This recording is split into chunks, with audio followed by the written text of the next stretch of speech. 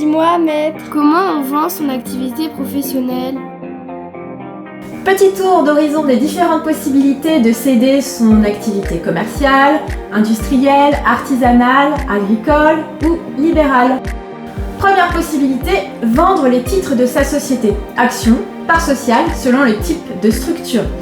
Donc il s'agit de se retirer de sa société qui continue son activité. Le nom ne change pas, les contrats se poursuivent. Comme la société est vendue non seulement avec ses actifs mais également avec ses dettes, le plus souvent le vendeur va devoir signer parallèlement à l'acte de cession une convention de garantie d'actifs et de passifs. En effet, des charges peuvent apparaître après la vente pour des faits antérieurs, par exemple une dette mal comptabilisée ou encore une rectification fiscale. La convention de garantie d'actifs et de passifs va permettre de faire financer ces charges par le vendeur dans la limite d'un plafond et pendant un délai déterminé à l'avance avec l'acheteur. Deuxième option, la cession du fonds de commerce.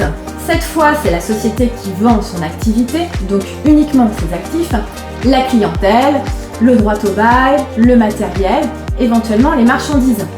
L'activité va donc être exercée par une nouvelle structure. Les différents contrats conclus, notamment avec les fournisseurs, sont repris ou pas, selon le choix des parties et l'accord des prestataires. En revanche, les contrats de travail sont obligatoirement transmis à l'acquéreur, qui reprend l'ancienneté et les droits acquis des salariés.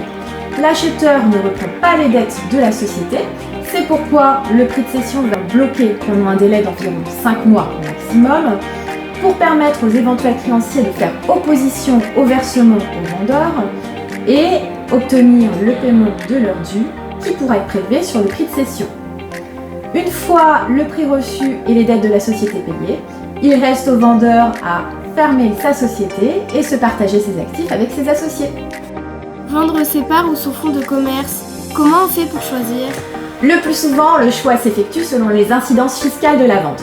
En effet, le vendeur de titres va être imposé à l'impôt sur la plus-value, sauf cas d'exonération, par exemple pour durée de détention ou encore départ à la retraite, ou report d'imposition s'il réinvestit le prix de cession dans une autre société.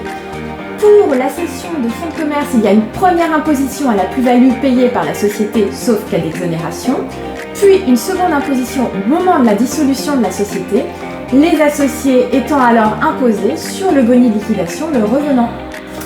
Pour conclure, et pour faire simple, soit on vend sa société qui continue son activité, soit on vend son activité et on ferme sa société.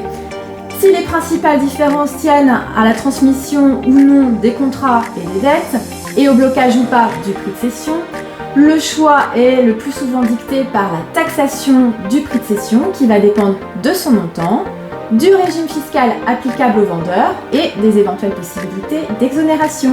Affaire à suivre!